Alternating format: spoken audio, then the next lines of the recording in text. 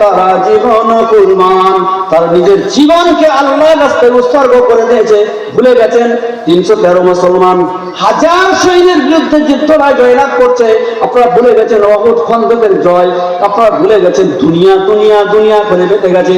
তারা আল্লাহর নামে উৎসর্গ করে দিয়েছে, তারা তো কোনো ক্ষতি হয়নি। আল্লাহ বলছেন তোমাদের আমি শক্তিকে বাড়িয়ে দেব, একাই তুমি 100 জন কাফেরকে নষ্ট করতে পারবে, এই শক্তি আমি দিয়ে দেব। জয় শ্রীরাম বলে তোমাকে মারতে পারবে না, খালি শক্ত একটা বলে ইসলাম ফেরু। তুমি মদ খাচ্ছিলে, মদ থেকে ঘুরে এসো। বেনামাজি, তুমি নামাজ ত্যাগ করেছিলে, নামাজ আর ত্যাগ করবে না। সুদখোর, তুমি সুদ খাবে না। ব্যভিচারী, তুমি ব্যভিচার করবে না। এই বেঈমান, তুমি বেঈমানি করবে না। তোমার ছেলেটাকে তুমি এদিক সেদিক পড়াবো বলে দৌড়াদৌড়ি করিও না। আল্লাহর নবীর যে সূচনা কোরআন, আল কোরআন, এই কোরআনকে পড়ার জন্য তুমি সেই জায়গায় নির্বাচন